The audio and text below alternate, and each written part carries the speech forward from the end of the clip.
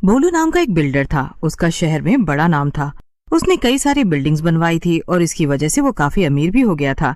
एक बार की बात है, उसके पास उड़ते उड़ते खबर आई कि शहर से थोड़ी ही दूर पे एक जंगल है जहाँ पे कुछ जमीन खाली पड़ी है। भोलू अपने ऑफिस में बैठा बैठा खुद से बातें कर रहा था।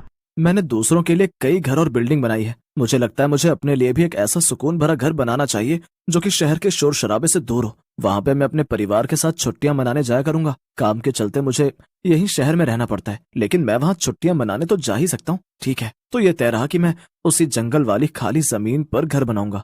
भोलू मन ही मन ये तय कर लेता है कि उसे जंगल वाली जमीन पे अपने लिए एक घर बनाना है। वो अगले ही दिन अपने कुछ आदमियों के साथ उस जमीन को देखने निकल जाता है। वाह, ये जमीन तो काफी अच्छी है। बड़ी हैरानी की बात है कि अब तक यहाँ पर कोई रहने नहीं आया। ऐसी जमीन तो करोड़ों में बिकती है, लेकिन मेरी किस्मत बहुत अच्छी है जो मुझे ये एकदम मुफ्त में मिल रही है। साहब, तो काम कब से शुरू करना है? अरे बस कल से यहाँ पर काम शुरू हो जाएगा। तब तक एक काम करो, फिलहाल यहाँ पर 15-20 ईंट रख दो ताकि हम कल आए तो हमें याद रहे कि काम किस जगह से शुरू करना है।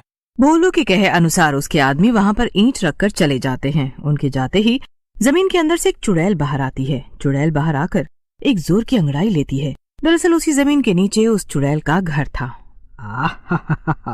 वाह, ने प्यारी सुबह, आज तो सूरज बड़ा ही अच्छा खिला है। कल रात को तो खाना ढूंढने में बड़ी देर हो गई थी, इसीलिए थकान के चलते मुझे बड़ी ही प्यारी नींद आई। चुड़ैल खुद में ही मगन थी कि तभी उसका ध्यान सामने रखे ईंट पर जाता है। अरे ये सब क्या है? भला ये मेरे घर के ठीक ऊपर ये ईंट किसने रख दी? कौन है जिसे अपनी जान प्यारी नहीं है? यहाँ इस जंगलों में तो दूर दूर तक कोई भी नहीं आता जाता, तो फिर ये काम किसने किया होगा? चुड़ैल गुस्से में सारे ईंट उठाकर अलग फेंक देती है और खाना ढूंढने चली जाती है। वो ईंट पे ज्यादा ध्यान नहीं देती है और वापस जमीन के नीचे अपने घर में जाकर सो जाती है। अगले दिन भोलू के आदमी आते हैं और जमीन में गड्ढा खोदने लगते हैं। चुड़ैल काफी गहरी नींद में थी, इसलिए उसे कुछ भी पता नहीं चलता है। जब भोलू के आदमी सारा काम खत्म करके चले जाते हैं, तब चुड़ैल फिर से जमीन से बाहर आती है। अरे आखिर ये सब क्या हो रहा है? ये रोज रोज कौन है जो यहाँ आकर ये सब करके जाता है? कल यहाँ इतने सारे ईंट थे और आज ये खुदाई? नहीं, ये जो कोई भी है मुझे इसे रोकना ही होगा। लगता है कि मेरा घर खतरे में है। इसके बाद जितना भी गड्ढा खुदा हुआ था, चुड़ैल उसमें वापस से मिट्टी भर देती है और फिर आराम से वापस अपने घर चली जाती है। ओहो, बड़े दिनों बाद मुझे इतनी मेहनत करनी पड़ी है, लेकिन चलो आखिरकार मैंने अपना घर तो बचा लिया है। अब मेरे घर को कोई खतरा नहीं है। अब मैं सुकून से सो पाऊंगी। चुड़ैल खुद से बातें करके आराम से सो जाती है। उधर जब काम करने वाले आदमी वापस उस जमीन पर लौटते हैं तो वो मिट्टी को वापस गड्ढे में देखकर हैरान रह जाते हैं।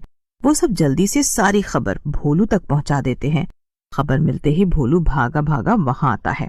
लगता है कि कोई है जो नहीं चाहता कि मैं यहाँ पर अपना घर बनाऊं, इसीलिए वो बार बार मेरे काम में टांग अड़ा रहा है। ठीक है, इस बार मैं यहीं रुककर देखूंगा कि आखिर कौन है मेरा दुश्मन।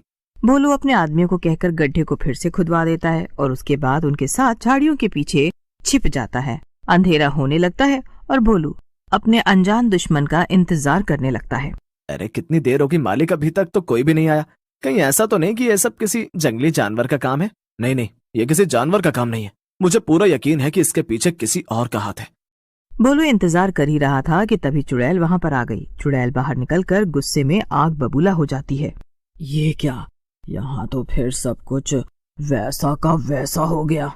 आखिर कौन है ये जो बार बार मुझे छेड़ रहा है? चुड़ैल को देखकर भोलू और उसके सभी आदमी डर जाते हैं। अरे मालिक, ये तो चुड़ैल है। लगता है यहाँ जमीन के नीचे इसका घर है। ये तो हम सबने बड़ी भारी गलती कर दी है मालिक। हमने तो सीधे एक चुड़ैल से पंगा ले लिया है। अरे अपना मुंह बंद रखो, वरना वो हमें देख लेगी। और मुझे सोचने दो कि आखिर इस समस्या से बाहर कैसे निकलना है। भोलू अपने आदमी को चुप कराने की कोशिश करता है, लेकिन तब तक चुड़ैल उन्हें देख लेती है। कौन छुपा है वहाँ? जल्दी से बाहर आओ, वरना तुम्हारी खैर नहीं। चुड़ैल की धमकी सुनकर सभी लोग बाहर आ जाते हैं। ओ, तो तुम लोग हो जो मेरे घर के ठीक ऊपर अपना घर बनाना चाहते हो कि मैं अंदर ही कैद हो जाऊं और बाहर ना आ पाऊं। भोलू चुड़ैल की बात सुनकर डरते डरते कहता है। अरे नहीं नहीं, ऐसा नहीं है, उल्टा हम तो तुम्हारी मदद करना चाहते थे। दरअसल मैं एक बहुत बड़ा बिल्डर हूँ और मैंने शहर में कई बिल्डिंगें बनाई हैं। मुझे पता चला कि यहाँ पर तुम्हारा घर है और तुम जमीन के नीचे रहती हो। ये सुनकर मुझे बड़ा बुरा लगा। यहाँ पे इतनी सारी जमीन है और सारा इलाका तुम्हारा है, लेकिन उसके बाद भी तुम्हारे पास अपना खुद का घर तक नहीं है। इसीलिए मैं यहाँ आया और तुम्हारे लिए एक घर बनाने की सोची। ओह, क्या सच में ऐसा है? मुझे तो लगा कि सब इंसान एक जैसे ही होते हैं, मतलबी और लालची। पर मेरी डायन माँ सच कहती थी, कुछ इंसान अच्छे होते हैं। तुम भी उन्हीं अच्छे इंसानों में से एक मालूम होते हो। तभी भोलू का एक आदमी चुड़ैल से कहता है, अच्छा अच्छा, ये सब तो ठीक है, पर चुड़ैल मैं तुमसे ये कहना चाहता हूँ कि जब तक ये घर बनेगा तुम्हें नीचे अपने घर के अंदर ही रहना पड़ेगा। तुम बाहर नहीं आ सकती क्योंकि हमें ये सब काम अच्छे से खत्म करना है। अरे पर ऐसे तो मैं घर के नीचे ही कैद हो जाऊंगी और फिर कभी निकल नहीं पाऊंगी। नहीं नहीं, मैं एक बिल्डर हूँ, मुझ पर यकीन करो। जब घर पूरा बनकर खड़ा हो जाएगा तो आखिर में मैं तुम्हारे लिए जमीन से जुड़ा एक दरवाजा बनाऊंगा जो नीचे जमीन के अंदर से ऊपर की तरफ खुलेगा। ऐसे तुम्हारा पुराना घर अंडरग्राउंड यानी कि जमीन के नीचे और नया घर जमीन के ऊपर। क्यों, है ना कमाल का आइडिया? हाँ हाँ, मुझे तो ये आइडिया काफी पसंद आया। ऐसे तो मेरे दो दो घर होंगे। ठीक है, मैं अंदर जा रही हूँ। जब घर पूरा बन जाएगा तभी मैं बाहर निकलूंगी। इतना कहकर चुड़ैल वापस जमीन के अंदर चली जाती है और भोलू जोर जोर से हंसने लगता है। उसे ऐसे हंसते हुए देखकर उसकी सभी आदमी हैरान हो जाते हैं। अरे मालिक, आप हंस क्यों रहे? और क्या सचमुच में आप ये घर बनाकर उस चुड़ैल को दे देंगे? मालिक, ये तो बड़ी बेवकूफी होगी। हम लोग भला एक चुड़ैल के लिए घर क्यों बनाए? क्या आप सच में ऐसा करेंगे?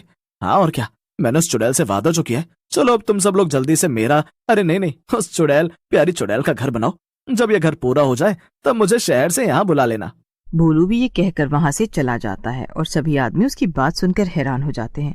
लेकिन उन्हें तो घर बनाने के पैसे मिलने थे, इसीलिए वो बिना ज्यादा सोचे समझे बड़ी मेहनत से घर बनाने में जुट जाते हैं। कुछ महीने बीत जाते हैं और वो घर बनकर तैयार हो जाता है। घर बनते ही सब लोग भोलू को वहाँ बुलाते हैं।